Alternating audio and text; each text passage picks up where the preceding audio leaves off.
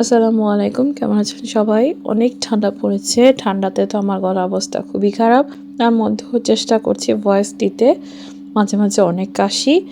আজকে সকালবেলা আমাদের নিচতলা যে আপু একজন আছে, ওনার ছোট বেবি আছে, উনি আসছে যে ছাদে যাবে, ছাদে গিয়ে তুলসী পাতা। তো আমি বললাম আমি যাই, আমি নিয়ে আসি।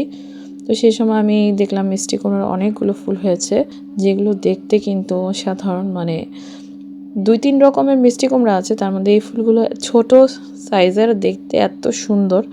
তো কিছু ছবি নিলাম, সাথে সাথে ভাবলাম যে এগুলো দিয়ে বড়া বানানো যাবে। এগুলো কিন্তু অনেক টেস্ট, চালের গুঁড়ি দিয়ে যদি বানানো যায়। তো আমি দেখাচ্ছি কীভাবে বানায়। এক এক জায়গায় হয়তো একইভাবে বানায়, কেউ হয়তো বেসনে চুবিয়েও খেয়ে থাকে ফ্রাই করে। তো আমি ফার্স্টে এগুলোকে ধুয়ে নিচ্ছি, যেহেতু বিভিন্ন রকমের পোকামাকড় ফুলে বসে থাকে, সেটা তো আপনারা ভালো করেই জানেন। আর ভালো কথা, এগুলো কিন্তু পুরুষ ফুল, যেটাতে ফল হয় না।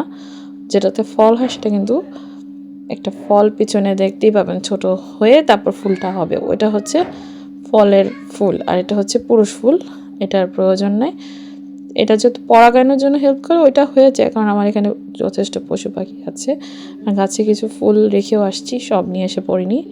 তো যেগুলো নিয়ে আসছি তাও মাশাআল্লাহ অনেক ফুল হয়েছে। তো এগুলো ফার্স্টে ধুয়ে নিচ্ছি, বারে বারে পানি দিয়ে একটু ধুয়ে নিতে হবে, কারণ এটার গায়ে যেহেতু কাটা কাটা থাকে, বিভিন্ন রকমের পোকামাকড়ের লেগে থাকতে পারে, মুখে লালা টালা। তো এগুলোকে ভালো করে ধুয়ে নিয়ে তারপর কুচি কুচি করে কেটে নিতে হবে। এগুলো কাটা তো হাত দিয়েই ছেঁড়া যায়, বটি দিয়েও কেটে নিতে পারেন। তো এগুলো চপ করে নিলাম। তারপরে একে একে এর মধ্যে একটু বেশি করে পেঁয়াজ দিবেন, পেঁয়াজ কুচি, আদা রসুন পেস্ট। আচ্ছা, রসুন এভাবে পেস্ট করে রাখলে কিসের জন্য যে এই কালার হয় আমি ঠিক জানি না, যদি কেউ জেনে থাকেন জানাবেন। সাথে আদা পেস্ট, তার মধ্যে দিব চালের গুঁড়ি।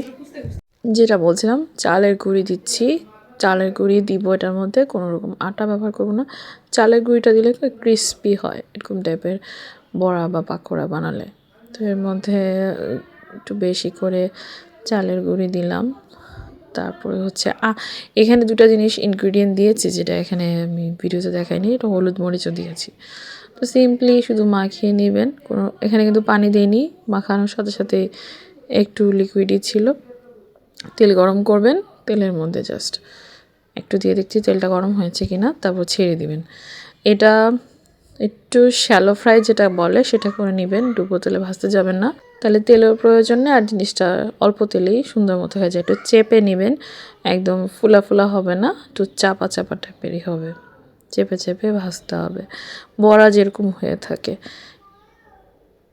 ছোট একটা কড়াই সবসময় আমি রাখি তেলের জিনিস ভাজার জন্য, যাতে তেলও কম লাগে।